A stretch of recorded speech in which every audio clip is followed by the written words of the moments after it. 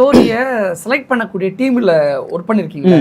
பர்டிகுலரா ஒரு நடந்திருக்குல்ல, இந்த ஸ்கிரிப்டை நாங்க ரிஜெக்ட் பண்ணிட்டோம் அப்படின்னு அதுக்கு ஒரு காரணங்கள் இருக்குல்ல, அப்படி நடந்த இன்சிடென்ட்டை சொல்ல முடியும். இந்த கதை சூப்பர், இந்த கதை ஒர்க் அவுட் ஆகாது அப்படிங்கிற முடிவுக்கு எப்போ வருவீங்க? ஏன் உதவி இயக்குநர்கள் சார்பாக அதை கேட்குறேன். இப்போ நான் ஒரு ஓடிடிக்கு ஒரு கதை பண்ண போறேன். ஒரு கதையை நான் ஓடிடிக்கு அனுப்பிச்சிட்டேன்.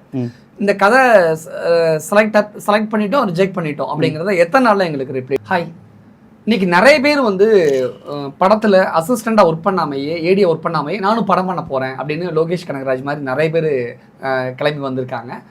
அவங்களுக்கெல்லாம் ஒரு இன்ஸ்பிரேஷனாக அவங்களெல்லாம் வழிகாட்டுற மாதிரி தான் இந்த இன்டர்வியூ இருக்க போகுது. அதற்கு காரணம் ஓடிடியில் நிறைய பிளாட்ஃபார்மில் ஒர்க் பண்ண மற்றும் இண்டிபெண்டன்ட் ஃபிலிம் மேக்கிங் டைரக்டராக இருக்கக்கூடிய ஆர்வா நம்ம கூட இருக்காங்க. அவங்கக்கிட்ட இந்த ஓடிடி தளங்களில் இருக்கக்கூடிய ஸ்டோரி சூஸிங், அதில் இருக்கக்கூடிய நிறைய சந்தேகங்களை, கேள்விகளை நம்ம ஒன்றுனா முன்வைக்கலாம். அவருடைய பார்வையும் சினிமா தேட்டரை தாண்டி ஓடிடி பக்கம் திரும்பி இருக்கு இப்போ இருக்கக்கூடிய 2K கிட்ஸ், இந்த ஜென்சி தலைமுறைக்கு குறிப்பாக. ஆனால் தங்களுக்குள்ளே இருக்கக்கூடிய ஒரு சின்ன சின்ன ஒரு திறமைகளை கூட நானும் படம் பண்ண போகிறேன், நானும் ஓடிடியில் என்னுடைய திறமை நான் வெளிப்படுத்த போகிறேன் அப்படின்னு ஒவ்வொருத்தரும் புதுசாக சில ஐடியாலஜியோட ட்ரை பண்ணுறாங்க.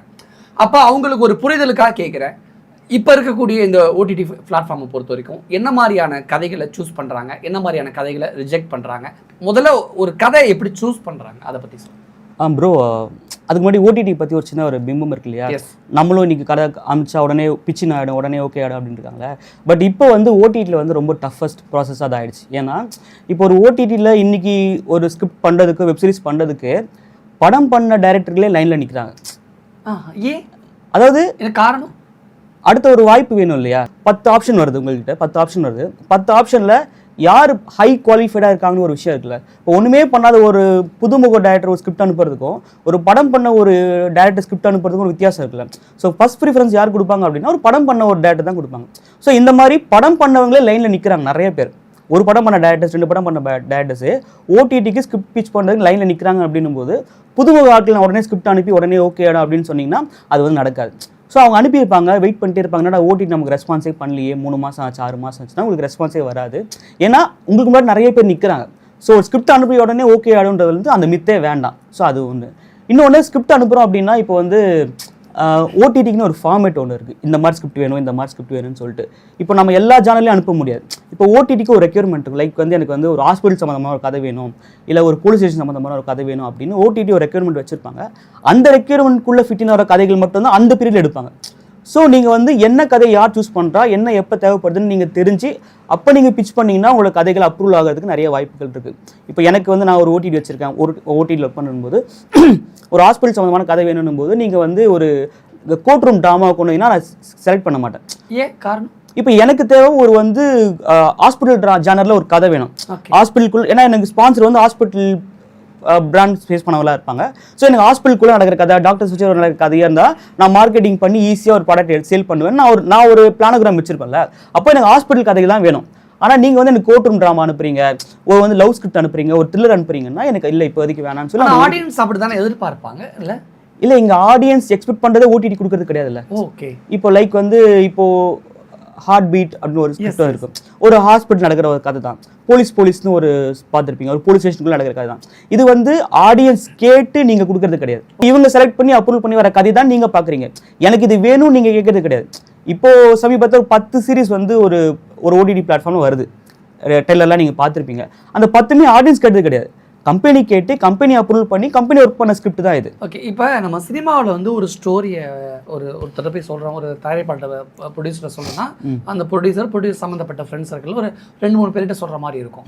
ஆனால் ஓடிடி பிளாட்ஃபார்ம் பொறுத்த வரைக்கும் எத்தனை பேர் ஸ்டோரி கேட்பாங்க, எத்தனை பேர் அப்ரூவல் பண்ணணும், எப்போ அந்த ஸ்டோரி ஒன்ஸ் ஓகே ஆகும்?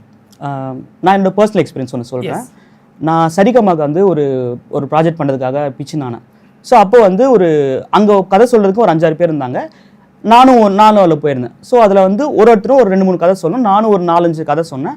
அதில் அவங்க ஒரு கதை பிக் பண்ணாங்க. ஸோ அந்த சூஸ் பண்ணது வந்து இருக்கிற டீம்லேயே இப்போ ஒரு 4th கேட்டகரின்னு வச்சுங்களேன், 1, 2, 3, 4ன்னு வச்சுக்கோம். அதில் 4th கேட்டகரியில் இருக்கவங்க கதை கேட்டாங்க. ஓகே, நல்லா இருக்குது அப்படின்னு சொல்லிட்டு ப்ரொசீட் பண்ணுறாங்க. இந்த கதையை அவங்க ஒரு சில கரெக்ஷன் சொல்லி நமக்கு வந்து மாற்றி கொண்டு வாங்கன்னு சொல்லுவாங்க. நம்ம ஒரு 1 week 10 days டைம் எடுத்து அந்த கதையை அவங்க சொன்ன கரெக்ஷன்லாம் பண்ணிட்டு அந்த கதையை போய் சொல்லும்போது அவங்க என்ன பண்ணுவாங்க, தேர்ட் கேட்டகரிக்கு அனுப்புவாங்க. அவங்களுக்கு அவங்க இருக்க மேலே ஒரு டீம் ஒருத்தங்க இருப்பாங்க, அவங்க கேட்பாங்க. அவங்க சில ஒருத்தரா ஒரு டீமா ஒருத்தர், சரி, அதாவது கம்பெனியை பொறுத்து மாறும். இப்போ சரிகமலுக்குமே ஒருத்தர் 2 பேர். இதை நீங்க வேற பெரிய ஓடிடி போகும்போது ஒரு டீமா இருப்பாங்க. அந்த ஃபர்ஸ்ட் கேட்டகரி ஒரு டீம், செகண்ட் கேட்டகரி ஒரு டீம், தேர்ட் கேட்டகரி ஒரு டீம், ஃபோர்த் ஒரு டீம் இருப்பாங்க. அப்ப ஒவ்வொரு டீம்ல ஒரு 4-5 பேர் இருப்பாங்க. 4-5 பேர் இருப்பாங்க, 3 பேர் இருப்பாங்க, 2 பேர் இருப்பாங்க. கிரியேட்டிவ் பர்சன்ஸ் மைண்டை பொறுத்து. ஸோ அவங்க அந்த கதை கேட்டு இல்ல இதெல்லாம் மிஸ்டேக்கா இருக்குன்னு சொல்லி அவங்க ஒரு கரெக்ஷன் சொல்லி அனுப்புவாங்க. அதை நம்ம ரெடி பண்ணிட்டு வரும்போது செகண்ட் கேட்டகரிக்கு போவோம். செகண்ட் கேட்டகரியில் சின்ன சின்ன கரெக்ஷன்ஸ் இருக்கும். இப்போ இதெல்லாம் முடிச்சதுக்கு அப்புறம் நான் வந்து லாஸ்ட்டாக வந்து மெயின் இப்போ சரிகமல பார்த்தீங்கன்னா விஜயலட்சுமி மேம் கிட்ட ஃபைனலாக என் கதை போகுது. அவங்க கதைக்கு நல்லா இருக்காருவா, இதில் இந்த கரெக்ஷன்லாம் கொஞ்சம் பண்ணிக்கலாம்னு சொல்லி அவங்க அப்ரூவல் பண்ணி அனுப்புறாங்கன்னா இந்த ப்ராசஸ் நடக்கிறதுக்கே உங்களுக்கு 8 months ஆகிடும். நீங்கள் ஒவ்வொரு வாட்டி கதை சொல்லி ஓகே பண்ணி அப்ரூவல் ஆகி மேலிடத்துக்கு போய் நல்லா இருக்குன்னு ஓகே பண்ணி வரதுக்கே ஒரு 6 to 8 months உங்களுக்கு டைம் எடுக்கும். ஏன்னா அவங்க சொல்ல கரெக்ஷன் நம்ம எடுக்கணும், அதை மாற்றணும், அதை சேஞ்ச் பண்ணி நம்ம கொண்டு வரதுக்கே இந்த டைம் ஆகும் வச்சுங்களா. இது வந்து ஃபஸ்ட்டு ஸ்டெப்பு தான். இப்போ அவங்க சொன்ன ஸ்கிரிப்டை ஓகே பண்ணதுக்கப்புறம் அந்த ஸ்கிரிப்டுக்கு ப்ரொடக்ஷன் டீம்லேருந்து ஒருத்தர் வருவார். அவங்க அந்த ஸ்கிரிப்டில் வந்து இங்கே வந்து மார்க்கெட்டிங் எங்கெல்லாம் கொண்டு வரலாம், இந்த மார்க்கெட்டிங் எங்கெல்லாம் நம்ம ஐடியா பண்ணலான்னு சொல்லிட்டு அவங்க ஒரு டீம் கூட டிஸ்கஷன் இருக்கும். ஸோ மார்க்கெட்டிங்கில் ஒர்க் பண்ணுறவங்க என்ன மாதிரி கேமரா போகலாம், என்ன மாதிரி பண்ணலான்னு சொல்லிட்டு, இல்லை எனக்கு வந்து ஹீரோ வந்து ஆட்டோ ஓட்டோனா வேணாம், ஒரு வந்து ஜுவல்லரி ஷாப்பில் ஒர்க் பண்ணுறோன்னா வச்சா நான் அந்த பிராண்ட் நான் வாங்கிடுவேன், இல்லை ஹீரோ வந்து ஒரு ஹோட்டலில் ஒர்க் பண்ணுறோன்னா வச்சா நான் ஹோட்டல் நேமை காட்டி நான் பிராண்ட் வாங்கிக்குவேன்னு சொல்லி ஸோ அவங்க ஐடியாஸ் இன்புட்ஸ்லாம் கொடுப்பாங்க. ஸோ இப்போ நான் வச்சிருக்க ஹீரோவை மாற்றி நான் ஒரு ஜுவல்லரி ஷாப் ஒர்க் பண்ண வச்சா சீன்ஸ் நான் மாற்றணும். ஸோ அதுக்கு ஒரு 1 month டைம் எடுக்கும். இதெல்லாம் டைம் எடுத்து மாற்றி அது ஸ்கிரிப்ட் பண்ணி அனுப்பணும். அது ஒரு 2 மாதம் எடுக்கும். ப்ளஸ் அந்த இப்போ இது முடிச்சதுக்கப்புறம் யார் ஹீரோ ஹீரோயின் சாய்ஸஸ்னு ஒன்று போகணும். இப்போ அவங்க சேனலில் ஒர்க் பண்ணுற சில பேர் இருப்பாங்க, அவங்கள கூப்பிடலாம், ஹீரோவான் கூப்பிடலான்னு நினைப்பாங்க, அப்புறம் இன்ஃப்ளூயன்சஸ் கூப்பிடலாம் நினைப்பாங்க. ஸோ இந்த மாதிரி ஒரு ஹீரோ சாய்ஸஸ் போகும், ஹீரோயின் சாய்ஸஸ் போகும். ஸோ மினிமம் 1 to 1.5 years ஆகும். நான் சொல்கிறது சரிகமா மாதிரி நான் ஓடிடி கம்பெனியில் நான் ஒர்க் பண்ணும்போது எனக்கு கிடைச்ச எக்ஸ்பீரியன்ஸ். இன்னும் பெரிய பெரிய ஓடிடிலாம் ஒர்க் பண்ணும்போது கிடைச்ச எக்ஸ்பீரியன்ஸ் எப்படி இருக்குன்னு நீங்கள் யோசிச்சு பார்த்து. ஓகே, நீங்கள் சொல்கிறத பார்த்தா ஓடிடியில் படம் பண்ணுறது தான் கஷ்டம், சினிமாவில் ரொம்ப ஈஸி. உண்மைதான். நீங்கள் சினிமாவில் பொறுத்த வரைக்கும் ஒரு ப்ரொடியூசரை போய் மீட் பண்ணுறீங்க, கதை சொல்கிறீங்க, அவருக்கு பிடிச்சிருக்கு பிடிக்கல இதை மாற்றிட்டு வாப்பான்னு சொல்லுவார், மாற்ற போகிறோம், பிடிச்சிருக்கு ஸ்ட்ரெயிட்டாக நீங்கள் ஷூட் போயிடலாம். ஆனால் ஓடிடியில் அப்படி கிடையாது. நீங்கள் மினிமமாக ஒரு ப்ராஜெக்ட் நீங்கள் ஸ்கிரிப்டை அனுப்பி அது ஷூட் போகிறதுக்கே மினிமம் 1.5 years ஆகும். மினிமம் 1.5 years ஆகும். அவ்வளோ நாள் வெயிட் பண்ணணும், வெயிட் பண்ணுறாங்க. ஆமாம், வெயிட் பண்ணுறாங்க. உங்களுக்கு அது பேர் லைஃப் லாங் உங்களுக்கு இருக்க போகுது, உங்களுக்கு அவ்வளோ கிடைக்கிற பட்ஜெட் எபிசோட்ஸ் இவ்வளோ விஷயங்கள் இருக்குல்ல, அது வெயிட் பண்ணிட்டு தானே இருக்காங்க. நீங்கள் நீங்கள் ஒரு ஓடிடியில் ஒரு இவ்வளோ ப்ராசஸ் நீங்கள் கடந்து பண்ணிட்டீங்கன்னா நாளைக்கு படம் பண்ண உங்களுக்கு இன்னொரு வாய்ப்பாக இருக்குல்ல, ஓடிடியில் ஒரு படம் பண்ணிட்டான், ஒரு சீரிஸ் பண்ணிட்டான்ப்பா, அவன் நம்பி கொடுக்கலான்னு ஒரு விஷயம் இருக்குல்ல. ஸோ அதுக்காக வெயிட் பண்ணுவாங்க. ஓடிடியில் புதுசாக ஒருத்தங்க படம் பண்ண வராங்க அப்படின்னா அவங்க என்ன மாதிரியான விஷயங்களை ஃபாலோ பண்ணணும், என்ன மாதிரியான விஷயங்கள்லாம் அவங்க அந்த இதெல்லாம் கரெக்டாக இந்த ரூட்டில் வந்தால் நமக்கு ஓகே ஆயிரும் அப்படின்னு இல்லை ப்ரோ. அதாவது இப்போது ஒரு ஓடிடி நீங்கள் அப்ரோச் பண்ணிட்டீங்கன்னா நீங்கள் ஒன்றுமே பண்ணாமல் ஒரு ஓடிடி அப்ரோச்சே பண்ண முடியாது. லைக் நீங்கள் வந்து ஒரு ஷார்ட் ஃபிலிம் பண்ணியிருக்கணும், இல்லை யூடியூப்பில் ஏதாவது சீரியஸ் மாதிரி பண்ணியிருக்கணும். ஸோ உங்களோட ப்ராஜெக்ட் வந்து அங்கே ஓடிடி இருக்கவங்க ரீச் பண்ணி ஏதோ ஒரு வகையில் நீங்கள் இன்டர்கனெக்டாக இருக்கலாம். அப்படி இருந்தால் தான் அந்த ஸ்கிரிப்ட் வந்து உங்களுக்கு அப்ரூவல் ஆகாமே தவிர நீங்கள் டேரக்டாக எடுத்துகிட்டு போய் நான் உங்களுக்கு ஓடிடி கொடுக்குறேன்னு உங்களை அப்ரோச் பண்ணவே முடியாது. உங்களுக்கு மெயில் ஐடி கிடைக்காது, எந்த பர்சனை கனெக்ட் பண்ணணும்னு தெரியாது, எதுவுமே உங்களுக்கு அந்த கேட் எல்லாமே க்ளோஸ்ட் கேட்டாக தான் இருக்கும். ஸோ ஓடிடிக்குள்ளே இருக்கவங்க உங்களை பார்த்து இவன் நல்லா பண்ணியிருக்கானே அப்படின்னு உங்களை பிக் பண்ணுற அளவுக்கு நீங்கள் ஏதாவது ஒரு ப்ராஜெக்ட்டில் இருக்கணும். இப்போ நான் ஒரு ஓடிடியில் போய் ஒர்க் பண்ணுறேன்னா நான் வந்து ஷார்ட் ஃபிலிம் பண்ணியிருக்கேன், வெப் சீரிஸ் பண்ணியிருக்கேன் போது என்ன பார்க்குறாங்க, ஓகே சரி கூப்பிடலாம் அவங்ககிட்ட கேட்கலாம் அப்படின்னு சொல்லி கூப்பிட வாய்ப்புகள் இருக்குது. ஸோ இப்படி தான் அந்த லிங்க் செயின் வந்து ஓகே ஆகும். எடுத்த உடனே நான் ஓடிடிக்கு போய் கதை கொடுக்குறேன்னா அது வந்து அது பாசிபிளே கிடையாது. ஓகே, இப்போ ஒரு ஓடிடியில் வந்து ஒரு படம் பண்ண போகிறாங்கன்னா நிறைய விதிமுறைகள்லாம் ஃபாலோ பண்ணுறாங்க அப்படின்னு சொல்கிறாங்க. என்னென்ன விதிமுறைகளை அவங்க ஃபாலோ பண்ணுறாங்க, என்ன மாதிரியான விதிமுறைகள்லாம் இருக்குது அப்படின்னு படம் பண்ணுறவங்க தெரிஞ்சுக்கணும். அதாவது ஓடிடியை பொறுத்த வரைக்கும் இப்போ படம் பண்ணி முடிச்சதுக்கப்புறம் ஒரு 4-5 ப்ராசஸ் இருக்குது. இப்போது ஏவிஓடின்னு ஒன்று இருக்குது, அதாவது அட்வர்டைஸ்மெண்ட் வீடியோ ஆன் டிமாண்ட் ஒன்று இருக்குது. அதுக்கப்புறம் எஸ்விஓடின்னு ஒன்று இருக்குது, ஸ்ட்ரீமிங் வீடியோ ஆன் டிமாண்ட் ஒன்று இருக்குது. அதுக்கப்புறம் டிரான்சாக்ஷனல் வீடியோ ஆன் டிமாண்ட் ஒன்று இருக்குது. ஸோ இந்த மாதிரி எல்லாம் படம் பண்ணி முடிச்சதுக்கப்புறம் இந்த கேட்டகரியிலலாம் உங்களுக்கு வந்து படத்தை சேல் பண்ணிக்கலாம். ஆனால் படம் பண்ணும்போதே நீங்கள் ஓடிடி அப்ரோச் பண்ணுறீங்க அப்படின்னா அதுக்கு சில க்ரைட்டீரியாலாம் இருக்குது. இப்போ நீங்கள் ஒரு படம் எடுக்கிறீங்க, இந்த படத்தை வந்து இந்த ஓடிடியில் நீங்கள் சேல் பண்ண போகிறீங்க அப்படின்னா அந்த ஓடிடிக்குன்னு ஒரு வீடியோ ஃபார்மேட் ஒன்று இருக்கும். இந்த கேமரா ஷூட் பண்ணணும், இந்த கேமரா ஷூட் பண்ணக்கூடாது அப்படின்னு சில இருக்கும் இல்லையா. ஸோ அந்த கேமரா, அந்த குவாலிட்டி, அந்த லென்ஸில் நீங்கள் அந்த வீடியோவை நீங்கள் ப்ரெசென்ட் பண்ணுற மாதிரி இருக்கும். ஸோ அது வந்து ஃபஸ்ட்டு க்ரைட்டீரியா அதுதான்.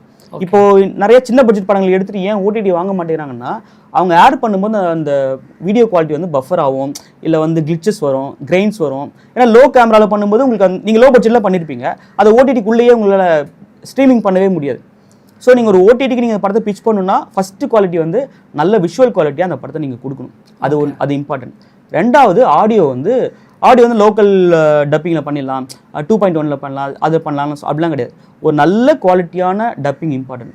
அது வந்து நீங்கள் 5.1 பண்ணணும், 7.1 மிக்சிங். ஸோ இந்த மாதிரி ஒரு ஓடிடிக்கும் ஒரு ஆடியோ குவாலிட்டி இருக்கும்.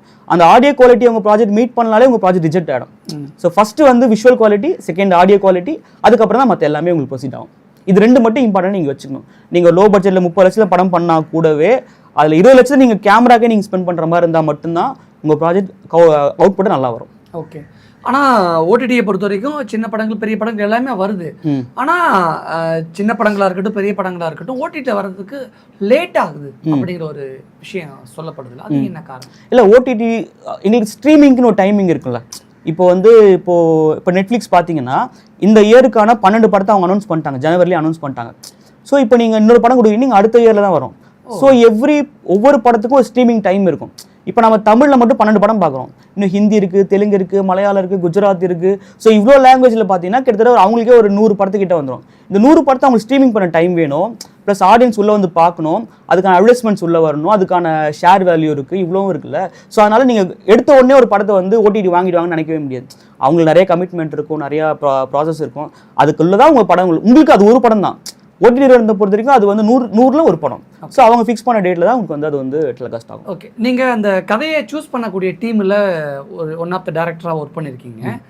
பொதுவாக ஒரு கதை வந்து உங்களுடைய டீம் டிஸ்கஷனுக்குள்ளே வருது அப்படின்னா என்ன மாதிரியான இன்சிடென்ட்ஸ் எல்லாம் நடக்கும்? என்ன மாதிரி அந்த டிஸ்கஷன் எப்படி இருக்கும்? ஏதாவது ஒரு இன்சிடென்ட்டை இப்போ ஸ்கிரிப்ட் அனுப்புகிறாங்க வச்சுங்களேன். இப்போ ஒரு 100 ஸ்கிரிப்ட் வருதுன்னு வச்சுங்களேன். அதில் ஒரு முக்கியமான விஷயம், இப்போது எல்லாருமே ஸ்கிரிப்ட் அனுப்புவாங்கள்ல, அதில் வந்து பாதி ஸ்கிரிப்ட் எப்படி ரிஜெக்ட் ஆகும்னா அந்த ஸ்கிரிப்ட்லேயே ரிஜிஸ்டர்டாக நான் ரிஜிஸ்டர்டான்னு கேட்டிருப்போம். நான் ரிஜிஸ்டர்ட்னா முதல்ல ரிஜெக்ட் பண்ணிடுவாங்க. காரணம் ஏன்னா இப்போ உங்களோட ஒரு நான் ரிஜிஸ்டர் ஸ்கிரிப்ட் உள்ளே வருது, அதில் ஏதாவது சீன்ஸ் வெளியே போயிடுச்சு, படித்தவங்க ஏதாவது சொல்லிட்டாங்கன்னா நாளைக்கு போய் நீங்கள் என்ன சொல்லுவீங்க, இந்த ஓடிடி காமிச்சோம் இவங்க பார்த்து திருட்டாங்கன்னு நீங்கள் சொல்லுவீங்க இல்லையா. பட் இதே ரிஜிஸ்டர் ஸ்கிரிப்டாக இருந்ததுன்னா யாருக்குமே எந்த பிரச்சனையும் இல்லை. நான் அவங்களுக்கு அமிச்ச டேட் இருக்குது, இவங்க படிச்சிருக்காங்க. இப்போ நாங்கள் படிக்கும்போது ஒரு அக்னாலஜ்மெண்ட் கொடுப்பேன் படிக்கணும்னு சொல்லிட்டு. ஸோ இவங்க படித்தா இவன் மூலமாக போயிருக்கு, நீங்கள் ட்ராக் பண்ண ஒரு வழி இருக்கும். ஸோ நான் ரிஜிஸ்டர் ஸ்கிரிப்ட் வந்து நீங்கள் அனுப்பக்கூடாதுங்கிறது ஒரு பேசிக்காக எல்லா ஓடிடியும் ஃபாலோ பண்ணுற விதிமுறை. ஏன்னா லீகல் அதுதான். ஓகே. ஸோ அது வந்து அடிப்படையே ஒரு விதி. நீங்கள் அந்த விதியை ஃபாலோ பண்ணாமல் நீங்கள் எப்படி ஸ்கிரிப்ட் அனுப்புவீங்க? என்கிட்ட கதைக்கு நீங்கள் அனுப்பிச்சிட்டோம் அது கிடையாது. அடிப்படையாக உங்களுக்கு ஒரு தகுதி வேணும்ல. லைக் வந்து இப்போ உங்களால் வந்து ஒரு சங்கத்தில் போய் மெம்பராக ஒரு ஸ்கிரிப்ட் ரிஜிஸ்டர் பண்ண முடியாது. ஆனால் நீங்கள் SWA, ஸ்வான் மாதிரியான அமைப்புகளை நீங்கள் ஒரு 3000-4000 கட்டினா கூட ஒரு படத்தை ஒரு ஸ்கிரிப்டை ரிஜிஸ்டர் பண்ணிடலாம். அந்த அடிப்படை குவாலிட்டியோட அனுப்புங்க. அப்போ தான் உங்களை உள்ளே கேட்டகரி வரும். இது ஒரு 100 ஸ்கிரிப்ட் ஒரு 50 ஸ்கிரிப்ட் வச்சு வைங்களேன். மிச்சம் 50 ஸ்கிரிப்ட் எப்படி வரும்னா, இப்போ நான் உங்களுக்கு 2 கதை சொல்கிறேன். ஒரு பையன் ஒரு பொண்ணு லவ் பண்ணுறான், அந்த பொண்ணு லவ்க்கு அக்செப்ட் பண்ணிடுறா, அவங்க அப்பாட்ட போய் சொல்கிறா, அப்பா ஓகே பண்ணிடுறாரு, கல்யாணம் ஆகுது, குழந்தை பிறந்தது, ஹாப்பியாக வராங்க. இது ஒரு கதை. இந்த கதை கேட்கும்போது எப்படி இருக்கு? ஒன்றுமே இல்லையா? இப்போ இன்னொரு கதை சொல்ல பாருங்க. ஒரு பையன் ஒரு பொண்ணை லவ் பண்ணுறான், அவர்கிட்ட போய் ப்ரொபோஸ் பண்ணுறான், அந்த பொண்ணு லவ் அக்செப்ட் பண்ணுறா, அவன் பூ கொடுக்கும்போது அந்த பொண்ணு வயிற்றில் கத்தியால் குத்திடுறான், அவன் கீழே விழுந்துடுறான். ஒரு ஷாக் வருதா? ஏன் குத்துனான்னு சொல்லிட்டு அந்த பையன் ஹாஸ்பிட்டல் கேட்குறாங்க, அந்த பொண்ணு கேட்குறாங்க, இவன் போன ஜென்மத்தில் எனக்கு கத்தியால் குத்துனா, அதான் நான் இந்த ஜென்மத்தில் அவனுக்கு கத்தியால் குத்துனா அந்த பொண்ணு சொல்கிறான். ஏன் இது அதுபடி போன ஜென்மத்தில் எனக்கு தெரியும்னு ஒரு கேள்வி வருது இல்லை? அந்த பொண்ணு வந்து ஆஃபீஸ் சம்மந்தமாக படிக்கிறா. ஸோ இப்படி வந்து ஒரு ஸ்கிரிப்டை வந்து நீங்கள் என்ன ஏன்டான்னு கேள்வி கேட்கும்போது தான் அந்த ஸ்கிரிப்ட் இன்ட்ரெஸ்டிங் ஆகுது. இது படிக்கும்போது ஆப்வியஸாக உங்களுக்கு தெரிஞ்சிடும்ல. ஒரு 4 பக்கம் படித்தாலே இந்த ஸ்கிரிப்ட் ஒர்த் இல்லையா, மொக்கையா இருக்கான்னு உங்களுக்கு தெரிஞ்சிடும். ஸோ இந்த மாதிரி இன்சிடென்ட்ஸ் நீங்கள் எவ்வளோக்கு உள்ள வைக்கிறீங்களோ கதை இன்ட்ரெஸ்டிங்காக போயிடும். நீங்கள் அந்த ஸ்டோரியை செலக்ட் பண்ணக்கூடிய டீமில் ஒர்க் பண்ணியிருக்கீங்க. பர்டிகுலரா ஒரு நடந்திருக்கும்ல, இந்த ஸ்கிரிப்டை நாங்க ரிஜெக்ட் பண்ணிட்டோம் அப்படின்னு அதுக்கு ஒரு காரணங்கள் இருக்குல்ல, அப்படி நடந்த இன்சிடென்ட்டை சொல்ல முடியும்? இருக்கு. அதாவது சொல்லாமான்னு தெரியல. சரி, அதாவது இந்த ஜாதியை மென்ஷன் பண்ணி சில படங்கள் வருது இல்லைங்களா, அது வந்து சில படங்கள் குவாலிட்டியில் பயங்கரமாக இருக்கும், சில படங்கள் குவாலிட்டியில் கொஞ்சம் கம்மியாக இருக்குல்ல. ஜாதியை மென்ஷன் பண்ணி சில படங்கள் வரும், அதை வந்து முதல்ல ரிஜெக்ட் பண்ணுவோம். ஏன்னா ஜாதியை வச்சு ஒரு படம் எடுக்கிறாங்க அப்படிங்கிறது, அதாவது ஏன் ஜாதி பெருசு நீங்கள்லாம் அந்த மாதிரி சில ஐடியாலஜியில் வருது இல்லையா, அது கதை படிக்கும்போது நம்மளுக்கு தெரிஞ்சிடும். இல்லை இது வந்து ஒர்க் அவுட் ஆகாது, இதை கொண்டு போய் நம்ம ஏரின் பண்ணாலும் அதில் சேனலுக்கு ப்ராப்ளம் வரும், யாராவது போராட்டம் பண்ணுவாங்க, எதாவது பண்ணுவாங்க. ஸோ அந்த மாதிரி வர கதைகளை மோஸ்ட் ரிஜெக்ட் பண்ணிவிடுவோம். அதுக்கப்புறம் வந்து இந்த தலைவர்களோட பயோபிக்னு சொல்லிட்டு சில வரும். இப்போ உதாரணத்துக்கு வந்து இப்போது ராக்கெட் டிரைவர்னு ஒன்று வந்துச்சு. அது வந்து அப்துல் கலாம் வந்து டிரைவராக பிறந்தா என்ன ஆகுன்ற ஒரு கதையாக ஒன்று வந்துச்சு. இப்போ அது ஓகே. பட் இதே கலைஞர் அவர்களையோ ஜெயலலிதா அவர்களையோ இவங்க வந்து மறுபடியும் பிறந்து இந்த மாதிரி பண்ணுறாங்கன்ற மாதிரி கதைகள், அது வந்து ரைட்டரோட க்ரியேட்டிவிட்டி தான். ஆனால் அதை கொண்டு வர நம்ம எடுக்கும்போது நிறைய சட்ட சிக்கல்களை நம்ம சந்திக்க வேண்டியிருக்கும். ஸோ அந்த மாதிரி வந்து கம்பெனிக்கு வந்து நம்ம இந்த மாதிரி பிரச்சனைகளை நம்ம மாட்டி விட்டுறக்கூடாது. ஸோ அந்த மாதிரி கதைகளை வந்து அப்ரூவல் பண்ண மாட்டாங்க. மோஸ்ட்லி இந்த த்ரில்லர்ஸ் வந்து ஒரு 90% 80% வந்து அப்ரூவல் ஆகிடும் த்ரில்லர் கதைகள். அதுக்கப்புறம் புதுசான லவ் கதைகள், ஒரு ஃபேண்டசி கதைகள், இந்த மாதிரி யாருக்கும் பிரச்சனை இல்லாத கதைகளாக இருந்தால் ஈஸியாக அப்ரூவல் ஆகும். ஓகே, பொதுவாக அந்த சினிமா அப்படின்னா ஒரு கிரியேட்டிவிட்டியான ஒரு பிளாட்ஃபார்ம். நீங்க ஒரு நல்ல ஒரு கிரியேட்டிவிட்டியா இருப்பீங்க, நான் வேற மாதிரி யோசிப்பேன், நீங்க வேற மாதிரி யோசிப்பீங்க, கேமராமேன் வேற மாதிரி யோசிப்பாங்க. அப்படி இருக்கும் பொழுது ஒவ்வொருத்தரும் ஒவ்வொரு விதமா ஒவ்வொரு ஜேர்னர்ல வேற விதமா யோசிப்போம். எல்லாருமே கிரியேட்டிவான பர்சன் தான். ஆனால் ஒரு ஸ்டோரியை ரீட் அவுட் பண்ணும் பொழுது இந்த கதை சூப்பர், இந்த கதை ஒர்க் அவுட் ஆகாது அப்படிங்கிற முடிவுக்கு எப்போ வருவீங்க, ஏன் வருவீங்க? இல்லை, இப்போ வந்து ஒரு கதை படிக்கிறோம் இல்லையா, எல்லாருக்குமே ஒரு கிரியேட்டிவிட்டி இருக்குது. ஓகே, இப்போ தான் வந்து கடைசி விவசாயம் ஒரு சிறந்த படங்கள், சம படம் இல்லையா? இந்த பக்கம் லவ் டுடே ஒரு சிறந்த படம், ஒரு நல்ல ஹிட்டான ஒரு படம். ஓகேங்களா, நீங்கள் வந்து காம்ப்ரமைஸ் வைக்க வேணாம். இப்போ லவ் டுடே ஸ்கிரிப்ட் உங்களுக்கு வருது, கடைசி விவசாயமாக ஸ்கிரிப்ட் வருதுன்னா ஆப்வியஸாக ஒரு கம்பெனி வந்து லவ் டுடே தான் சூஸ் பண்ணும். ஏன்னா அதுக்குள்ளே கமர்ஷியல் வேல்யூ இருக்குது, இது ஆடியன்ஸ் வந்து ரிப்பீட் பண்ணி பார்ப்பாங்க, இந்த படம் வந்து சேல் ஆகிடும், லவ் இருக்குது, காமெடி இருக்குது, கமர்ஷியல் இருக்குன்னு. ஆனால் கடைசி விவசாயம் மாதிரி ஒரு படத்துக்கு பெரிய அட்டென்ஷன் கிடைக்காது. நீங்கள் பார்த்து ரிவ்யூ எழுதி நல்ல படம்னு சொல்லி மக்கள்கிட்ட கொண்டு போய் சேர்க்கணும் இல்லையா? ஸோ இந்த வெகுஜன ரசனை அடிப்படையில் தான் ஒரு கதையை வந்து தீர்மானிப்பாங்க. அந்த வெகுஜன ரசனை அடிப்படை அப்படிங்கிறது இந்த கதைக்குள்ளே எந்த அளவுக்கு கமர்ஷியல் வேல்யூ இருக்குது, எந்த அளவுக்கு ஒரு ஆடியன்ஸ் அட்ராக்ட் பண்ணோம், முதல் 10 நிமிஷத்துக்குள்ள அந்த கதைக்குள்ள ஏதாவது ஒரு பஞ்ச் வேல்யூ வருதா, ஒரு ஷாக் வேல்யூ இருக்கா, அடுத்த 20 மினிட்ஸ் இந்த கதையோட போக்கு மாறுதா. ஸோ இது எல்லாமே ஒரு கைட்லைன்ஸாக இருக்கும். ஸோ இந்த இன்டர்வல் வரைக்கும் இன்டர்வல் பேங்க்ல ஒரு பேங்க் கொடுத்தா தான் அவன் அடுத்தது போய் பார்ப்பான் அப்படின்னும் போது, ஸோ இதெல்லாமே நம்ம கிரைட்டீரியா நீங்கள் எடுத்துக்கணும். ஒரு ஸ்கிரிப்ட் எழுதும் போதே ஓகே நான் 10 நிமிஷத்தில் உனக்கு ஷாக் வேல்யூ கொடுக்குறேன்பான்னு சொல்லிட்டு ஒரு ஸ்கிரிப்ட் எழுதி இந்த மாதிரி வர ஸ்கிரிப்ட் வந்து ஈஸியாக அப்ரூவல் ஆகிடும். ஓகே, ஒரு நாளைக்கு தோராயமாக எத்தனை ஸ்டோரிஸ் வந்து ஓடிடிக்கு வரும்? அதாவது ப்ரோ எடுத்தோடனே எல்லாருமே, அதாவது சில பேர் எங்கேயும் மெயில் ஐடி பிடிச்சி அனுப்புவாங்க, அதில் வந்து ஒரு 4 வரும் 5 வரும். இப்போ நீங்கள் அனௌன்ஸ் பண்ணீங்கன்னா 100-150 கூட வர வாய்ப்புகள் இருக்கு அந்த மாதிரிலாம். ஸோ அதை நம்ம எப்படி ஃபில்டர் பண்ணுறோங்கிறதா மேட்ரு. இது வந்து நான் டிஜிட்டல் ஸ்கிரிப்ட்னா ஒரு கேட்டகரியிலும் போயிடும். அதுக்கப்புறம் இந்த ஸ்கிரிப்டோட ஜானர் ஃபில்டர் பண்ணுவோம், அந்த கதை எப்படி இருக்குது, சுவாரஸ்யமாக இருக்குது அப்படிங்கிற விஷயம் ஜட்ஜ் பண்ணுவோம். நம்மளோட ரெக்யூர்மெண்ட் என்னன்னு நம்ம ஒன்று எதிர்பார்ப்போம் இல்லையா? ஸோ இதுலேருந்து அந்த கதை அப்படியே ஃபில்டர் ஒரு ப்ராசஸ் போகும். நான் சென்னை வந்த நோக்கமே சினிமாவில் படம் டைரக்ட் பண்ணணும் அப்படின்னால தான் வந்தேன். ஒரு கட்டத்துக்கு அப்புறம் சினிமா விட்டு வெளியில் வந்துட்டேன், இப்போ மீடியாவில் இருக்கேன். அந்த உதவி இயக்குநர்கள் சார்பாக அதை கேட்குறேன். இப்போ நான் ஒரு ஓடிடிக்கு ஒரு கதை பண்ண போகிறேன், ஒரு கதையை நான் ஓடிடிக்கு அனுப்பிச்சிட்டேன். இந்த கதை செலக்ட் பண்ணிட்டோம், ரிஜெக்ட் பண்ணிட்டோம் அப்படிங்கிறத எத்தனை நாளில் எங்களுக்கு ரிப்ளை பண்ணுவேன்? ஆக்சுவலாக இது வந்து டைரக்ட் ஓடிடி வந்து நீங்கள் அனுப்ப முடியாது. இப்போ ஒரு ஓடிடிக்கு ஒரு ப்ரொடக்ஷன் ஹவுஸ் தான் பண்ணுவாங்க. லைக் வந்து இப்போ வந்து சோனியில் வந்து ஏவிஎம் வந்து தமிழ் ராக்கர்ஸ் ஒன்று பண்ணாங்கன்னு வச்சுங்க.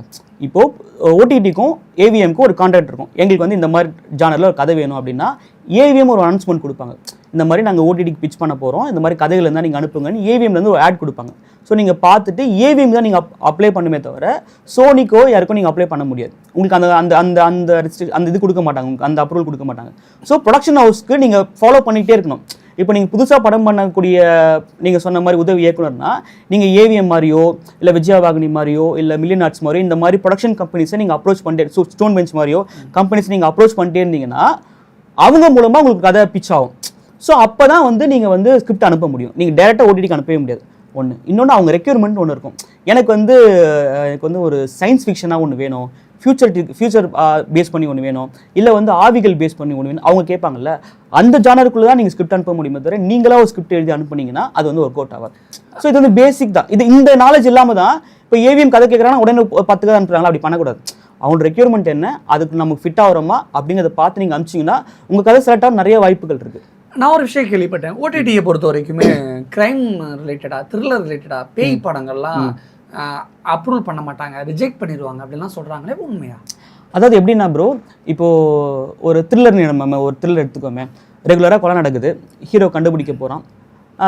அந்த ஹீரோவுக்கு ஒரு வியாதி கண்டிப்பாக இருக்கும். ஒன்று அவருக்கு வந்து மயக்கம் போடுற வியாதியாக இருக்கலாம், இருட்டை பார்த்து பயப்படுற வியாதியாக இருக்கலாம், இந்த மாதிரி ஒன்று இருக்கலாம். அதுக்கப்புறம் அந்த கொலை யார் பண்ணாங்கன்னு கண்டுபிடிக்கிறது தான் இதோட பேசிக் ஃபார்ம். இந்த மாதிரி நம்ம நிறைய பார்த்துட்டோமா.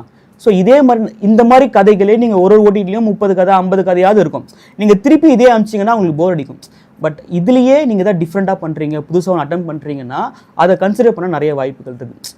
ஸோ ஓடிடிக்கும் த்ரில்லர் வந்து பயங்கர தேவைப்படுற ஜானர் தான், கண்டிப்பாக ஹிட் அடிக்கிற ஜானர் தான். இப்போ 11 மாதிரி திரைப்படங்கள் வந்து உடனே ஓடிடி உள்ளே எடுத்துருவாங்க, ஏன்னா ஒரு நல்ல புதுசான கதையாக இருக்குன்னு உள்ளே எடுத்துருவாங்கல்ல. ஸோ த்ரில்லர் எப்போவுமே ஹாட் கேக் சேலபிள் தான். ஆனால் அது வந்து நீங்கள் பழைய ஃபார்மேட்டே நீங்கள் கொடுத்தீங்கன்னா ஒர்க் அவுட் ஆகாது. கொஞ்சம் ஏதாவது புதுசாக மாற்றி ஹீரோக்கு ஒரு வியாதி இருக்கு, இப்போ போர் தொழில் புதுசாக ஒன்று இருக்கும்ல, அந்த மாதிரி புதுசாக கொடுத்தீங்கன்னா உள்ள பிச்சுனாக நிறைய வாய்ப்புகள். ஓகே, பொதுவாக ஓடிடிக்கு ஒரு ஸ்டோரி அனுப்பக்கூடிய ஒரு டேரக்டர் தெரிஞ்சுக்கக்கூடிய அல்லது அவர் மிஸ் பண்ணக்கூடிய விஷயங்கள், அவர் லேர்ன் பண்ணக்கூடிய விஷயங்கள் அப்படின்னா என்னென்னு சொல்லிட முடியும்? ஆமாம், இப்போ யாருமே எடுத்தோன்னே ஓடிடிக்குன்னு பண்ண போகிறது கிடையாது, படத்துக்கு பண்ணி அது ஓடிடி கொடுப்பேன்னு யோசிப்பீங்க இல்லையா. இங்கே என்ன பண்ணுவாங்கன்னா, ஒரு அசிஸ்டன்ட் வா நம்ம ஒரு 50 லட்சத்தில் படம் பண்ணலாம், 40 லட்சத்தில் படம் பண்ணலாம் அப்படின்னு சொல்லிட்டு முதல்ல போவாங்கல்ல. அவங்க பண்ணக்கூடிய முதல் வேலையை கேமராமேன் ஒருத்தர் ஹைட் பண்ணுவாங்க. கேமராமேன் சொல்லுவாங்க, அவருக்கு ஒரு வாய்ப்பு வேணுங்க சார். நம்ம இப்போ ரெட் கேமரா எடுத்தீங்கன்னா அதில் ஒரு 7-8 வெரைட்டி இருக்குல்ல. அவன் என்ன பண்ணுவான்னா, அவனுக்கு தேவைப்படுற வாய்ப்புக்காக என்ன பண்ணுவான், ஒரு இருக்கிற லோ ப்ரொஃபைல் ஒரு ரெட் கேமரா 4000 ரூபாய்க்கும் உங்களுக்கு கிடைக்கும், 5000 ரூபாய்க்கு கிடைக்கும், 15,000க்கும் கிடைக்கும். ஸோ இருக்கிற ரொம்ப லோ குவாலிட்டியான ஒரு கேமராவை எடுத்து அதில் ஷூட் பண்ணி நீங்கள் எடுத்து முடிச்சிருவீங்க. அது வந்து படத்துக்கு ஓகே. ஆனால் நீங்கள் ஓடிடிக்கு பிச் பண்ணும்போது அந்த குவாலிட்டி அடி வாங்கும். நல்ல ஹை குவாலிட்டி 4K ரெசல்யூஷனில் நீங்கள் நல்ல குவாலிட்டியாக நீங்கள் கொடுத்தீங்கன்னா தான் அவங்க ஸ்ட்ரீமிங் பண்ணும்போது அந்த குவாலிட்டி பஃபர் ஆகாமலோ கிளிச் வராமலோ இருக்கும். ஸோ நீங்கள் முதல் படம் பண்ணும்போது ஓடிடியும் நீங்கள் மைண்டில் வச்சுக்கிட்டு நல்ல விஷுவல் குவாலிட்டியாக ஒரு படம் கொடுக்கணும் அப்படின்னு சொல்லிட்டு நல்ல கேமரா பார்த்தா ஓடிடியை விட சினிமா தேட்டரில் ஓடக்கூடிய படத்தோட அவுட்டை விட ஓடிடிக்கு இன்னும் கூடுதலான கூடுதலான குவாலிட்டி தேவைப்படும். இப்போ நீங்கள் ஒரு 50 லட்சம் படம் எடுத்து நீங்கள் தேட்டரில் ரிலீஸ் பண்ணிடலாம். நார்மலாக இன்னைக்கு எடுத்து நாளைக்கு பண்ணி நீங்கள் பண்ணிடலாம். ஆனால் அது நீங்கள் ஓடிடியில் பண்ண முடியாது. நீங்கள் ஓடிடியில் ஸ்ட்ரீம் ஆகிற படங்களோட குவாலிட்டியை பாருங்கள், ரொம்ப ஹை ப்ரொஃபஷனலாக இருக்கும் இல்லைங்களா. இப்போ ஒரு நெட்ஃப்ளிக்ஸ் மாதிரி ஒரு ஓடிடின்னு வச்சுங்களேன், கிட்டத்தட்ட ஒரு 70-80 கண்ட்ரீஸில் அது வந்து ஏர் ஆகுதுன்னா, ஒரு அமெரிக்காவில் இருக்கவங்க பார்க்கணும், அவன் வந்து ஸ்ட்ரேஞ்சர் திங்ஸையும் பார்த்துருப்பான், மணி ஹேஸ்ட்டும் பார்த்துருப்பான், அவன் உங்கள் ப்ராடக்ட்டையும் பார்க்க போகிறான்ல, அவன் ஏன்டா இவ்வளோ மொக்கையாக கொடுத்துட்டான்னு ஒரு கேள்வி வரக்கூடாதுல்ல. ஸோ நெட்ஃப்ளிக்ஸோட கிரெடிபிலிட்டி அதை பாதிக்கும். ஸோ அவங்க என்ன பண்ணுவாங்கன்னா, நீ எந்த ஊர்லேருந்து வேணா எனக்கு ஒரு குவாலிட்டி நான் வச்சுருக்கேன், அந்த குவாலிட்டியில் ஸ்ட்ரேஞ்சர் திங்ஸும் ஒன்று தான், மணி ஹேஸ்ட்டும் ஒன்று தான், நம்ம கொடுக்குற ப்ராடக்ட்டும் ஒன்று தான். அதனால தான் அவங்க ஸ்டீஃபன் மாதிரி ஒரு படத்தை இப்போ ஸ்ட்ரீமிங் பண்ணுறாங்க. அந்த படம் சின்ன பட்ஜெட் எடுக்கப்பட்ட ஒரு படம், பட் விஷுவலாக அவ்வளோ நல்ல குவாலிட்டியாக இருக்கும், ஆடியோவும் சூப்பராக இருக்கும். ஸோ விஷுவல் ஆடியோ ரெண்டுத்தில் நீங்கள் ரொம்ப காம்ப்ரமைஸ் பண்ணிக்காமல் நல்ல சூப்பரான கொடுத்தீங்கன்னா படத்துலேயும் நல்லா போகும். உங்களுக்கு ஓடிடிக்கு வரும்போது ஓகே நல்லா இருக்குப்பான்னு வாங்கிறதுக்கான முதல் கட்ட அப்ரூவலே உங்களுக்கு ஈஸியாக நடந்துடும். அதுதான் ஃபஸ்ட்டு. ஓடிடிக்கு படமான வரக்கூடிய இயக்குநர்களுக்கும் தயாரிப்பாளர்களுக்கும் நீங்கள் சொல்லக்கூடிய டிப்ஸ்? ஓடிடியில் வந்து நீங்கள் சைன் பண்ணும்போது ஒரு 18 கிளாஸஸ் வந்து உங்களுக்கு கொடுப்பாங்க, ஒரு இதுன்னு சொல்லிட்டு. அதில் வந்து முக்கியமானது வந்து இந்த வாரண்டி அண்ட் இன்டிமினிட்டி அப்படின்னு ஒன்று சொல்லுவாங்க. அதாவது வாரண்டி அப்படின்னா, இந்த படம் வந்து எந்த படத்துலையும் காப்பி அடிக்கல, இந்த கதை எங்கேயும் காப்பி அடிக்கப்பட்ட கதை கிடையாது, இது வந்து ஒரிஜினலான கதை, எங்களோட கதை அப்படின்னு சொல்லிட்டு நீங்கள் வாரண்டின்னு சொல்லிட்டு ஒரு கிளாஸ் ஒன்று இருக்கும். நீங்கள் அந்த கிளாஸ் எல்லாம் ஃபில் பண்ணணும், டைரக்டரும் சரி ப்ரொடியூசரும் சரி ஃபில் பண்ணணும். இப்போ இந்த கதையில் ஒரு பிரச்சனை வருதுன்னு வச்சுங்க, லைக் வந்து அன்னபூர்ணி மாதிரி ஒரு படம் எடுத்துக்குவோம். அதில் வந்து ஒரு கேஸ் ஃபைல் பண்ணுறாங்க, இந்த இந்து மதத்துக்கு எதிராக இருக்குன்னு சொல்லிட்டு. அப்போ அந்த படத்தை வந்து ரிமூவ் பண்ணுறாங்க. ஸோ அதுக்கு அடுத்த கிளாஸில் என்ன வரும்னா டின்னு சொல்லுவாங்க, அதாவது டேக் டவுன் அண்ட் டெர்மினேட் அப்படின்னு சொல்லுவாங்க. இப்போ இந்த மாதிரி கேஸ் வந்துச்சுன்னா அந்த படத்தை வந்து டெர்மினேட் பண்ணுவாங்க. டெர்மினேட் பண்ணால் நீங்கள் என்ன பேமெண்ட் பேசுகிறீங்களோ அந்த பேமெண்ட் உங்களுக்கு வராது. ஸோ இந்த கிளாஸ்லேயே வந்து நீங்கள் அக்ரிமெண்ட் அந்த வாரண்டி கொடுக்கும் போதே இதெல்லாம் ஒரிஜினலான கதைன்னு சொல்லி நீங்கள் கொடுத்துட்டதுக்கப்புறம் இதெல்லாம் நீங்கள் கரெக்டாக நீங்கள் மென்ஷன் பண்ணணும். கதை த்ரெட்டில் கதை வந்து ஒரிஜினலான கதை, ஸோ இந்த எங்கேயும் பாதிக்கப்படாத கதை இது வந்து அப்படின்னு சொல்லி நீங்கள் அந்த வாரண்டி கொடுக்கறது தான் ஃபஸ்ட்டு தயாரிப்பாளருக்கும் ரைட்டருக்கும் டைரக்டருக்கும் மிக முக்கியமான ஒரு கன்சர்னாக இருக்கணும் ஃபஸ்ட்டு. ஓகேங்களா. அடுத்தது அந்த இன்டிமிட்டி வருதுன்னா அதை வந்து ஓடிடி பிளாட்ஃபார்ம்ஸ் வந்து அதை வந்து ப்ரொசீட் பண்ண மாட்டாங்க, தயாரிப்பாளர் தான் அதை ஹேண்டில் பண்ணும். லைக் வந்து இப்போ குட் பேட் அக்லியில் வந்து இளையராஜா சாங் யூஸ் பண்ணாங்க அப்படின்னு ஒரு இஷ்யூ வந்துச்சுல்ல. ஸோ அந்த இஷ்யூ வரும்போது சேனல் ஓடிடி என்ன பண்ணுவாங்கன்னா, இது நாங்கள் இன்டிமிட்டிக்குள்ளே வரமாட்டோம், அது எங்கள் அக்ரிமெண்ட்டில் கிடையாது, நீங்கள் தான் ஃபேஸ் பண்ணின்னு சொல்லி ப்ரொடியூசர் பக்கம் அந்த பாலை தள்ளி விட்டுருவாங்க. இப்போது அந்த இஷ்யூ வந்து ப்ரொடியூசர் தான் ஃபேஸ் பண்ணணும். ஸோ அதுக்கு பணம் கொடுக்குறாங்களோ இல்லை வந்து அதை வந்து சால்வ் பண்ணுறாங்களோ இல்லை வந்து அதை என்ன பண்ணுறாங்களோ அது எல்லாமே ப்ரொடியூசர் சம்மந்தப்பட்டது, ஓடிடி உள்ளேயே வரமாட்டாங்க. ஸோ அப்போ நீங்கள் வந்து இந்த 3 விஷயங்களை ரொம்ப தெளிவாக இருக்கணும். இந்த கதை எங்கேயாவது இருந்திருக்கா, இல்லை டைட்டில் இருந்திருக்கா, பாட்டு இருந்திருக்கா, போஸ்டர்ஸ் இருந்திருக்கா, ஸோ இதெல்லாம் எங்கேயுமே இல்லைங்கிற அடிப்படை தெளிவு எங்களுக்கு இருந்தால் போதும். பழைய காலத்து மாதிரி அவன் கதையை காப்பி அடிச்சிட்டா இவன் கதையை காப்பி அடிச்சுன்னு சொல்லி வரக்கூடிய விஷயங்கள் கிடையாது. ஏன்னா நீ காப்பிரைட் ஆக்ட் வந்து அவ்வளோ ஸ்ட்ராங்காக இருக்குது. இது வந்து ஃபஸ்ட்டு இம்பார்ட்டன்ட் திங்காக நீங்கள் வச்சுக்கணும். அதுக்கப்புறமேல்ட்டு வந்து ஓடிடியில் வந்து கிரியேட்டிவ் கம்பெனிஸ் அப்படின்னு சொல்லி ஒன்று சொல்லுவாங்க. லைக் வந்து அவங்க வந்து அது ஒரு கிளாஸ் போட்டிருப்பாங்க. அது என்னவாக இருக்குன்னா, இப்போ வந்து ஒரு ஸ்கிரிப்டில் வந்து ஒரு படத்தில் வந்து அவங்க ரன் டைம் குறைக்கலாம், அவங்க எடிட் பண்ணலாம், அவங்க சேஞ்ச் பண்ணலாம், இந்த மாதிரி ஒரு 4-5 கிளாஸ் அது சப் கிளாஸ் இருக்கும். ஸோ இந்த கிளாஸ் அவங்க மென்ஷன் அதை வந்து அவங்க இப்படி மென்ஷன் பண்ண மாட்டாங்க. கிரியேட்டிவ் கம்பைலன்ஸ் அப்படின்னு சொல்லி போடுவாங்க. அதை ஒரு டேரக்டர் பார்த்து நீங்கள் அப்ரூவல் பண்ணி சைன் போடுறீங்க இல்லையா, அப்போ நீங்கள் ஒரு இம்பார்ட்டன்ட் ஒரு சீன் வச்சிருப்பீங்களா, அது வேணாம்னா ஓடிடி கட் பண்ண ரைட்ஸ் நீங்கள் அவங்களுக்கு கொடுக்குறீங்கன்னு அர்த்தம்.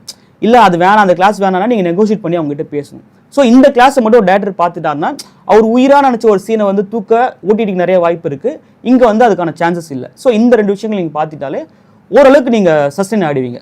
ஓடிடியில் பிட்ச்டெக் அப்படின்னு சொல்கிறாங்க, அப்படின்னா என்ன? ஆக்சுவலாக பிட்ச்டெக் என்ன சார், இப்போ வந்து எந்த கம்பெனியுமே எடுத்தோன்னே ஒரு கதையை கேட்க மாட்டாங்க, ஒரு பவுன்ஸ் கிட்ட படிக்க மாட்டாங்க. பிட்ச்டெக் அப்படிங்கிறது நான் உங்களுக்கு சில சாம்பிள்ஸ் அனுப்புகிறேன், நீங்கள் டிஸ்பிளேல காட்டுங்க. பிட்ச்டெக் அப்படிங்கிறது ஒரு பிபிடி ப்ரெசன்டேஷன் மாதிரி ஒரு 20 கார்ட்ஸ் இருக்கும். அதில் வந்து ஃபஸ்ட்டு எடுத்த உடனே வந்து லாக் லைன் அப்படின்னு இருக்கும். லாக் லைன்னா இப்போ வந்து லவ் டுடே எடுத்துக்கோமே, ஒரு பையனும் பொண்ணும் அந்தரங்கமான விஷயமா இருக்க ஃபோனை எக்ஸ்சேஞ்ச் பண்ணிட்டா என்ன ஆகும் அப்படிதான், அது அந்த 2 லைன் தான் லாக் லைன். ஓகேங்களா? அடுத்து சினாப்சிஸ்னு ஒன்று வரும். சினாப்சிஸில் என்ன இருக்குன்னா இதை எப்படி மாற்றிக்கிறாங்க, ஏன் மாற்றிக்கிறாங்க, என்ன பண்ணுறாங்கன்னா ஒரு கார்டு ஒரு 10 லைனில் இருக்கிறது சினாப்சிஸாக இருக்கும். அதுக்கப்புறம் ட்ரீட்மெண்ட், ஃபஸ்ட்டு 1/4 மணி நேரத்தில் நடக்க போகுது, அடுத்த 1/4 மணி நேரம் நடக்க போகுதுன்னு சொல்லிட்டு ஒரு 5-6 கார்டு ஒன்று வரும். அது வந்து அது வந்து அந்த ஸ்கிரிப்டோட சினாப்சிஸாக இருக்கும். அதுக்கப்புறமேட்டு வந்து ஹீரோ கேரக்டரோட ஆர்க் ஒன்று இருக்கும். ஹீரோ யார், எப்படிப்பட்டவன், அவன் ஏன் எப்படி இருக்கான், அதுக்கப்புறம் ஹீரோயின் யார், எப்படிப்பட்டவன், என்ன இருக்கா, அதுக்கப்புறம் இந்த ஸ்கிரிப்டோட மூட் என்ன, விஷுவலாக என்ன கொடுக்க, எந்த மாதிரி கதையாக வரப்போகுது, இது வந்து டிராகன் மாதிரி இருக்குமா, இல்லை வந்து முதல்வன் மாதிரி இருக்குமா, அலைப்பாய்த மாதிரி இருக்குமா, அந்த கார்ட்ஸ் காட்டும், ஃபோட்டோஸ் மாதிரி வச்சு காட்டும். அது வந்து மூட் போர்டுன்னு சொல்லுவாங்க. அதுக்கப்புறம் டெக்னீஷியன்ஸ், எந்த மாதிரி கேமராமேன் நம்ம ஹையர் பண்ண போகிறோம் அப்படின்னு சொல்லிட்டு காட்டணும். லொக்கேஷன் ஏதாவது இருந்தால் ட்ரெயின் சீக்வன்ஸ் இருக்குது, பஸ் சீக்வன்ஸ் இருக்குன்னா அந்த லொக்கேஷன்ஸ் காட்டணும். So mood board, location board, artist board இதெல்லாம் மென்ஷன் பண்ணிவிட்டு இதில் வேறு யூனிக்காக உங்களுக்கு என்ன, இதில் புதுசு எதுவுமே நீங்கள் இதுக்கு முன்னாடி பார்த்துருக்க மாட்டீங்க அப்படிங்கிற ஒரு மேட்டர் யூஎஸ்பின்னு சொல்லிட்டு ஒரு மேட்டர் உள்ளே வச்சிங்கன்னா அது வந்து ரொம்ப அட்ராக்டிவாக இருக்கும். ஸோ முதல்ல இந்த மாதிரி இந்த பிபிடியாக டிசைன் பண்ணி ஒன்று அனுப்புறதுக்கு பேர் தான் பிட்ச்டெக். இதுதான் இன்னைக்கு 100% ஃபீல் நடக்கிற ஒரு விஷயமா இருக்குது. அது நீங்கள் நார்மல் ப்ரொடியூசர் அப்ரோச் பண்ணாலும் சரி, ஒரு ஹீரோ அப்ரோச் பண்ணாலும் சரி, ஒரு ஹீரோயின் அப்ரோச் பண்ணாலும் சரி, முதல்ல பிட்ச்டெக் அனுப்புங்கன்னு கேட்பாங்க.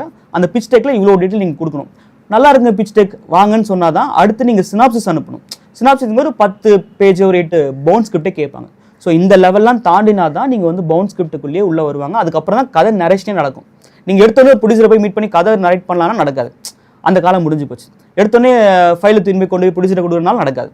ஸோ நீங்கள் இது எல்லாமே நீங்கள் கற்றுக்கிட்டு வந்தால் தான் நீங்கள் நடக்கும். இன்றைக்கி ஏன் நிறைய டேலண்ட்டாக இருப்பாங்க, லைக் நிறைய பெரிய பெரிய டேரக்டர்ஸில் ஒர்க் பண்ண அசிஸ்டன்ட் டேரக்டர்கள் ஏன் படம் பண்ண முடியலன்னா அவங்க இந்த டெக்னாலஜிக்கு அப்டேட் ஆகலை. ஸோ நீங்கள் வந்து நார்மல் கதை இருந்தால் மட்டும் தெரியாது, உங்களுக்கு பவர் பாயிண்ட் ப்ரெசன்டேஷன் பண்ண தெரிஞ்சிருக்கணும், ஃபோட்டோஷாப் பண்ண தெரிஞ்சிருக்கணும், இந்த டிசைன் பண்ண தெரிஞ்சிருக்கணும். அப்படி இல்லாட்டி இதை பண்ணுற ஒருத்தர்கிட்ட போய் உட்காந்து ஐடியா சொல்லி இப்படி ரெடி பண்ணுங்கிற விஷயமாவது உங்களுக்கு தெரிஞ்சிருக்கணும். ஸோ இல்லைன்னா பிட்ச்டெக் பண்ண யாராவது ஒருத்தர்கிட்ட உங்களுக்கு சாம்பிள் காட்டுங்க நான் பார்த்துக்கிறேன்னு சொல்லி வாங்கி அந்த மாதிரி நீங்கள் ஒர்க் பண்ணி அனுப்பிச்சாதான் உங்களுக்கு வந்து அது பிச்சுனே ஆகும். ஸோ இவ்வளோ ப்ராசஸ் தான் பிட்ச்டெக். இன்றைக்கி பிட்ச்டெக்ங்கிறது பிட்ச் பைபிள், பிட்ச்டெக் நிறையா சொல்கிறாங்க. அது வந்து ஒரு பெரிய ஃபார்மெட். இன்றைக்கி அதான் முதல் கட்டம். உங்களோட விசிட்டிங் கார்டுனா பிட்ச்டெக் தான் உங்கள் விசிட்டிங் கார்டு. மற்றபடி நீங்கள் பண்ண ஒர்க்லாம் அதுக்கப்புறம் தான் வருமே. விஷுவல் குவாலிட்டின்னு சொன்னீங்களா, புதுமுக இயக்குனர்கள் அது எப்படி புரிஞ்சுக்கணும், அது எப்படி இருக்கும் விஷுவல் குவாலிட்டிங்கிறது? லைக் வந்து இப்போது ஒவ்வொரு கேமராவுக்கும் ஒரு ஏஸ்தட்டிக் சென்ஸ் இருக்கும். இப்போ வந்து நீங்கள் ஒரு 2000 ரூபாய்க்கு ஹையர் பண்ணுற கேமராவுக்கு ஒரு குவாலிட்டி இருக்கும், 5000 ரூபாய்க்கு ஹையர் பண்ணுற கேமராவுக்கு ஒன்று இருக்கும், 10,000க்கு ஹையர் பண்ணுற கேமராவுக்கு ஒரு குவாலிட்டி இருக்கும். இது கேமரா குவாலிட்டி. அடுத்து லென்ஸ் வந்து சின்ன சின்ன லென்ஸ்லேருந்து இருக்குது. லென்ஸ் வந்து உங்களுக்கு 1000 ரூபாயிலேருந்து கிடைக்கும், 5000 ரூபாய் வரைக்கும், 500 ரூபாய் வரைக்கும் உங்கள் லென்ஸ் குவாலிட்டி இருக்குது. ஸோ நீங்கள் லென்ஸை பற்றி கொஞ்சமாக ஸ்டடி பண்ணணும். 50 mm போட்டால் என்ன வரும், 85 என்ன வரும், 100 mm என்ன வரும். ஸோ இந்த குவாலிட்டி நீங்கள் தெரிஞ்சுக்கணும். ப்ளஸ் அதை வந்து டெப்த் ஆஃப் ஃபீல்ட், போக்குன்னு ஒன்று சொல்லுவாங்க, பேக்ரவுண்டை பிளர் பண்ணி காட்டக்கூடிய ஒரு விஷயம். ஸோ நீங்கள் அப்படி காட்டும் போது நீங்கள் எங்கே லைட் பண்ணணுன்னு இருக்குது, சப்ஜெக்ட் லைட்டிங் என்ன இருக்குது, பேக்ரவுண்ட் லைட்டிங் என்ன இருக்குது, ஃபோக்கஸ் லைட்டிங் என்ன இருக்குது, சரௌண்ட் லைட் என்ன இருக்குன்ற விஷயம்லாம் இருக்குல்ல.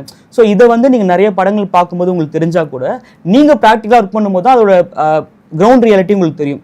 ஸோ ஒரு ஃப்ரேமை பார்க்கும்போது என்னடா இப்படி எரியுதுன்னு நம்ம ஃபேஸ் பண்ணோம் பார்த்தீங்களா, இல்லை ஒன்றுமே எல்லாம் வச்சுக்க நம்ம பேசுகிறோம்ல. ஸோ அந்த மாதிரி விஷயங்கள் எல்லாமே விஷுவல் சென்ஸில் வரும். ஸோ இந்த கேமரா, இந்த லென்ஸை பற்றின அடிப்படை அறிவோ இல்லை கொஞ்சம் புரிதல் உங்களுக்கு இருந்தாலே நீங்கள் நல்ல ஒரு விஷுவல் சென்ஸை நீங்கள் கொடுத்துடலாம். ஸோ அதுதான் வந்து அடிப்படைங்க. பொதுவாக ஓடிடியில் நான் படம் பண்ணணும் அப்படின்னா பவுண்டட் ஸ்கிரிப்ட் அனுப்புவோம், அது செலக்ட் பண்ணுவாங்க, அப்படி தான் இருக்கும். ஆனால் இப்போ நான் ஒரு மூவி, நான் சொந்தமாக ஒரு படம் எடுத்துட்டேன், அந்த படத்தை நான் ஓடிடியில் சேல் பண்ணணும் அப்படின்னா அதோட ப்ராசஸ் எப்படி நடக்கும் ப்ரோ? இப்போ வந்து நிறைய பேர் அப்படி ட்ரை பண்ணுறாங்க, நிறைய படங்கள் அப்படி வருது. அதான் முதல் வந்து நீங்கள் ஒரு படம் எடுக்கிறீங்க அப்படின்னும் போது கண்டிப்பாக ஓடிடி கொடுப்பீங்கன்னும் போது ஓடிடிக்குன்னு சில க்ரைட்டீரியா இருக்கும். இந்த கேமரா வேணும், இந்த லென்ஸ் வேணும், இந்த விஷுவல் குவாலிட்டி வேணும்னு ஒரு க்ரைட்டீரியா இருக்குல்ல. ஸோ முதல்ல அது தெரிஞ்சுங்க. நீங்கள் அவங்க வெப்சைட்டுக்குள்ளே போனாலே போட்டிருப்பாங்க என்ன கேமரா யூஸ் பண்ணலாம், என்ன கேமரா யூஸ் பண்ணக்கூடாதுன்னு ஒரு க்ரைட்டீரியா போட்டிருப்பாங்க. அதை தெரிஞ்சுங்க. கேமராமேன்ட்ட காட்டுங்க, நம்ம இந்த லாக் ஃபார்மேட்டில் எடுக்கணும், இந்த இதில் மாற்றணும் அப்படின்னு சொல்லி ஒரு ஃபார்மேட் இருக்கும். அதை கேமராமேன்ட்ட சொன்னால் அவர் அதை புரிஞ்சுக்குவார். அதுக்கேற்ற மாதிரி ஃபஸ்ட்டு ஸ்டெப் ப்ரொசீட் பண்ணுங்கள். ரெண்டாவது வந்து ஆடியோலையும் அந்த 5.1 7.1 மிக்சிங் இருக்குது. அவங்க சொல்கிற அந்த சில ஆப்ஷன்ஸ்லாம் இருக்குது. பாலி இதில் இருக்குது, மோனோவில் இருக்குது, இந்த மாதிரி குவாலிட்டிலாம் இருக்குது. ஸோ இதெல்லாம் செக் பண்ணி எடுக்கிறதுக்குன்னு ஒரு ப்ராசஸ் ஒன்று இருக்கும். ஸோ அதையும் நீங்கள் அதுவும் அதில் மென்ஷன் பண்ணியிருப்பாங்க. ஸோ இது எடுத்ததுக்கப்புறம் இதை வந்து நீங்கள் இந்த உங்கள் ப்ராடக்ட்டை வந்து ஒரு செல்ஃபோனில் போடணும். உங்கள் செல்ஃபோனில் போட்டு ஒரு ஹெட்செட்டில் லோக்கல் ஹெட்செட்டில் போட்டு கேளுங்க. ஒரு பக்கம் கேட்கும், ஒரு பக்கம் கேட்காது.